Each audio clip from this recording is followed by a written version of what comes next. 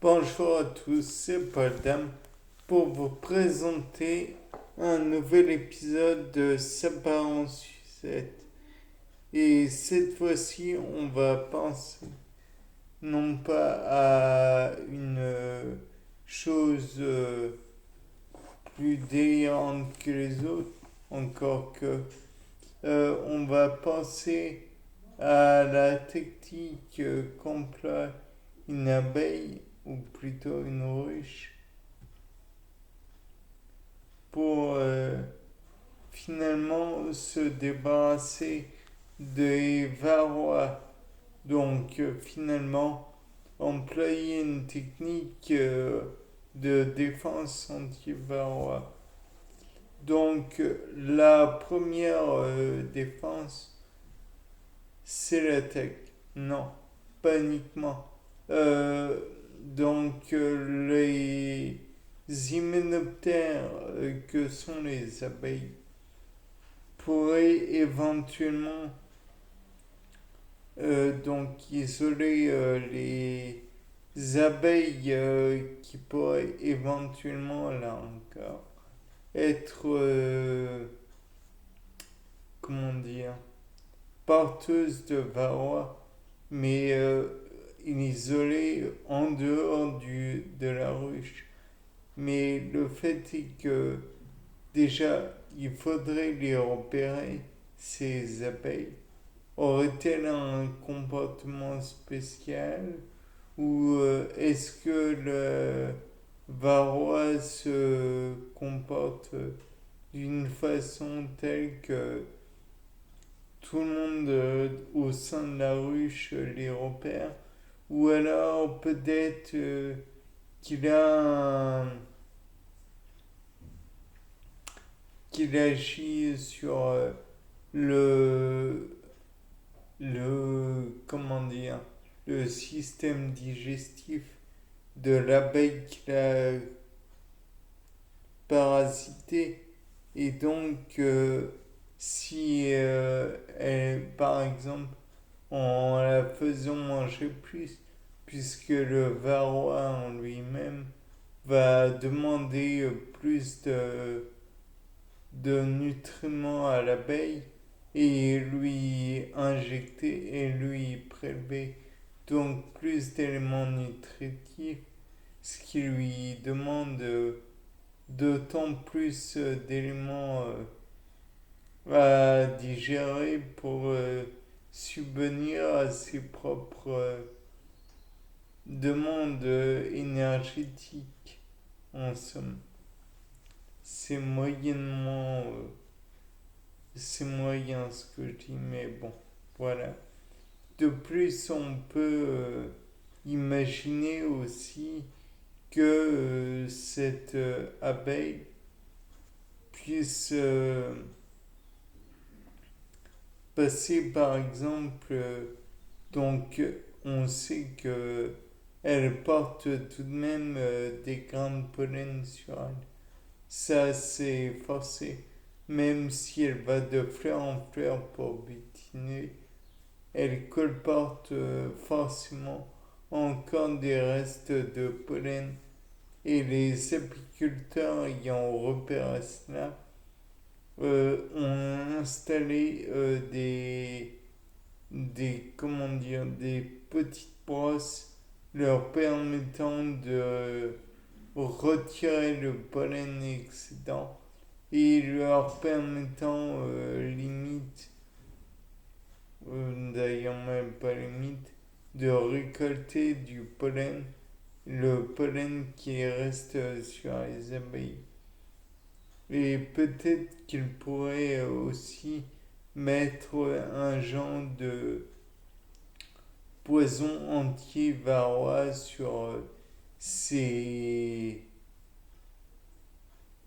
sur ces brosses qui retirerait à la fois les boules de pollen sans, et les varrois en eux-mêmes.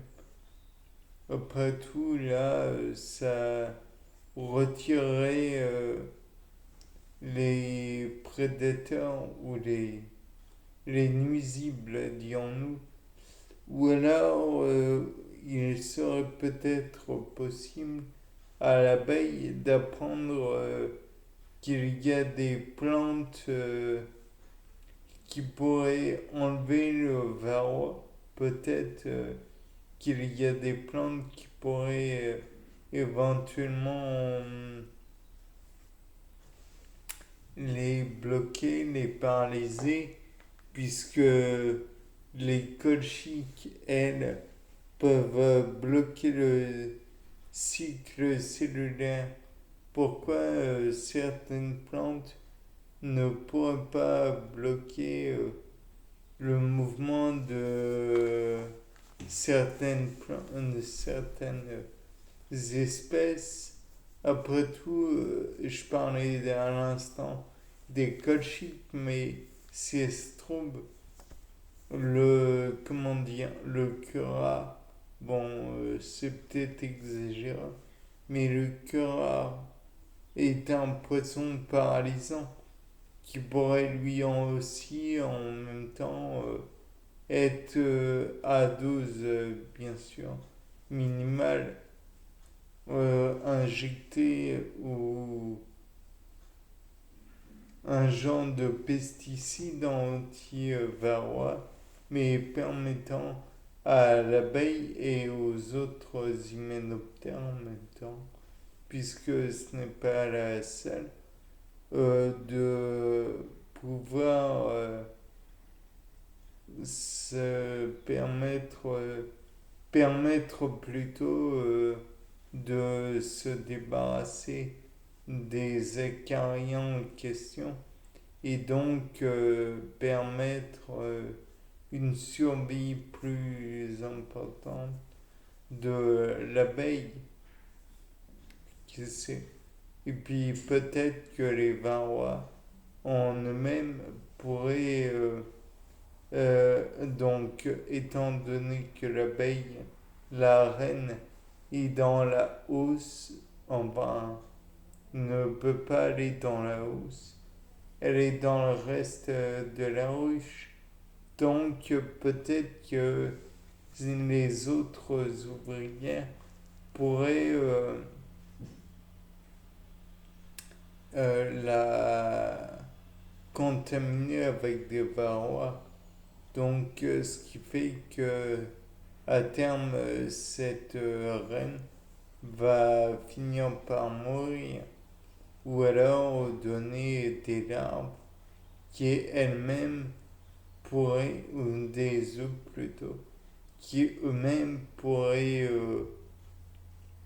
euh, être les cibles de d'autres varrois.